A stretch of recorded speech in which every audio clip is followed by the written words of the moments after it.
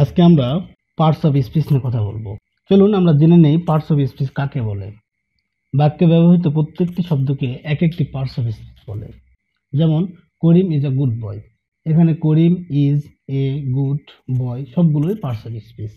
Parts of স্পিচের প্রকারভেদ সম্পর্কে জানবো। পার্টস অফ স্পিচ মূলত 8 প্রকার হয়।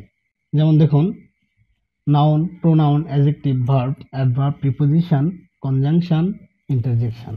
নাউন, যে ওয়ার্ড দ্বারা কোনো কিছুর নাম প্রকাশ করা হয় তাকে নাউন বলে। Karim does not like to go to school. এই বাক্যে করিম একজন ব্যক্তির নাম, সুতরাং করিম এখানে নাউন। প্রোনাউন, যে সকল শব্দ আমরা নামের পরিবর্তে বসাই তাকে প্রোনাউন বলে। হি গোস টু স্কুল এভরিদিন। সে প্রতিদিন স্কুলে যায়। এখানে হি হচ্ছে প্রোনাউন। অ্যাডজেক্টিভ, যে সকল শব্দ দ্বারা কোনো নাউন বা প্রোনাউনের দোষ, গুণ, সংখ্যা, পরিমাণ, অবস্থা ইত্যাদি প্রকাশ করা হয় তাকে অ্যাডজেক্টিভ বলে। যেমন নাইমা ইজ আ বিউটিফুল। এখানে নাউনের গুণ প্রকাশ করতেছে বিউটিফুল, সুতরাং এখানে বিউটিফুল হচ্ছে অ্যাডজেক্টিভ।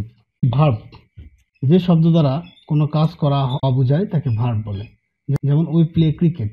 এখানে প্লে হচ্ছে ভার্ব। অ্যাডভার্ব, যে সকল শব্দ ভার্ব, অ্যাডজেক্টিভ বা অন্য অ্যাডভার্বকে মডিফাই করে বা অন্য কোনো কিছু অ্যাড করে, এই সকল শব্দগুলোকে অ্যাডভার্ব বলে। যেমন দেখুন, he asked my name gently, she walk slowly, he bought a very long dress.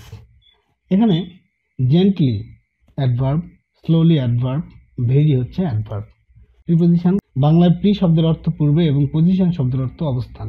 তাই খুব সহজে বোঝা যায়, যেসব শব্দ নাউন বা প্রোনাউনের পূর্বে অবস্থান করে বাক্যের অন্য অংশের সাথে ওই নাউন বা প্রোনাউনের সম্পর্ক স্থাপন করে তাকে প্রিপোজিশন বলে।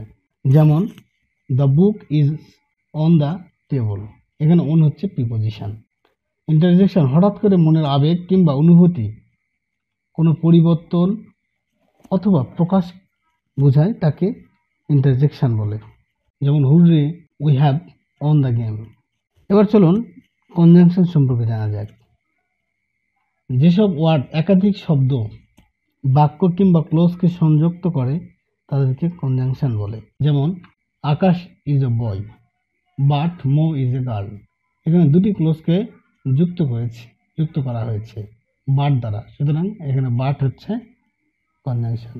ধন্যবাদ সবাইকে।